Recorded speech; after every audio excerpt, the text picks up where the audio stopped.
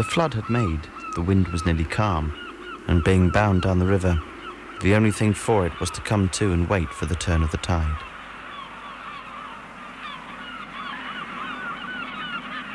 We felt meditative and fit for nothing but placid staring. The sea and the sky were welded together without a joint. A luminous space ran out to sea in vanishing flatness. The air was dark and seemed condensed into a mournful gloom, brooding, motionless above.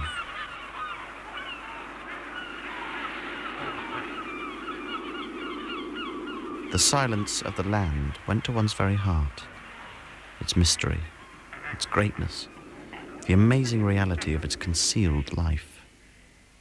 I wondered whether the stillness on the face of the immensity looking at us were meant as an appeal or as a menace.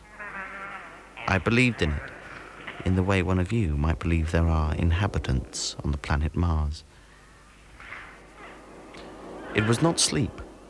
It seemed unnatural, like the state of a trance. Not the faintest sound of any kind could be heard. For a time, I would feel I belonged still to the world of straightforward facts. But the feeling would not last long.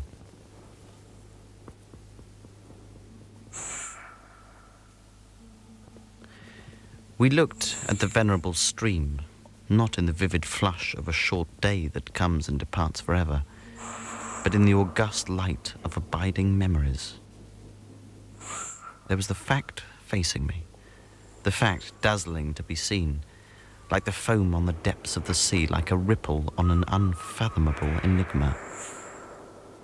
One gets sometimes such a flash of insight.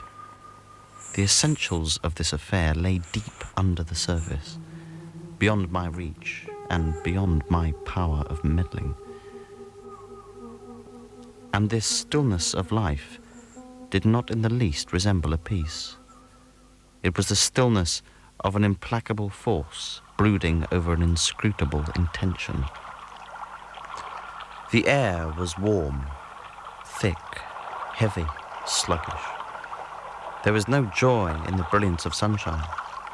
The long stretches of the waterway ran on deserted into the gloom of overshadowed distances. The general sense of vague and oppressive wonder grew upon me. It was like a weary pilgrimage amongst hints for nightmares.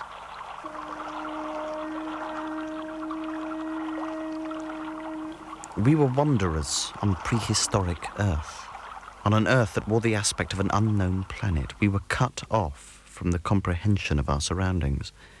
We glided past like phantoms, wondering and secretly appalled. We could not understand because we were too far, and could not remember because we were travelling in the night of first ages, of those ages that are gone, leaving hardly a sign and no memories. I watched the coast with the idleness of a passenger. Watching the coast as it slips by is like thinking about an enigma, always mute with an air of whispering. Do you see the story? Do you see anything? It seems to me I'm trying to tell you a dream, making a vain attempt because no relation of a dream can convey the dream sensation, that commingling of absurdity, surprise and bewilderment in a tremor of struggling revolt, that notion of being captured by the incredible, which is of the very essence of dreams. The oily and languid sea seemed to keep me away from the truth of things, within the toil of a mournful and senseless delusion. The voice of the surf, heard now and then, was a positive pleasure, like the speech of a brother. It was something natural, that had its reason, that had a meaning.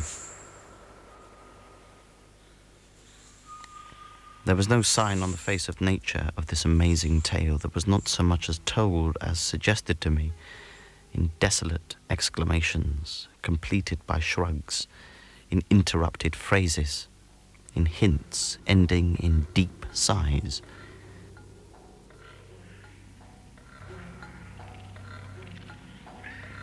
The walls were unmoved, like a mask, heavy like the closed door of a prison. They looked with their air of hidden knowledge, of patient expectation, of unapproachable silence.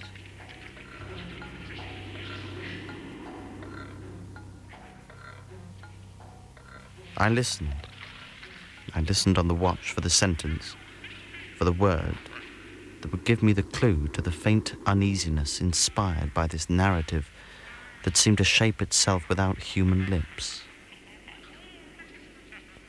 And the memory of that time lingers around me, impalpable, like a dying vibration.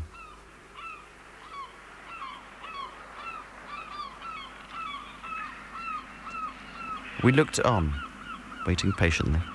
There was nothing else to do till the end of the flood.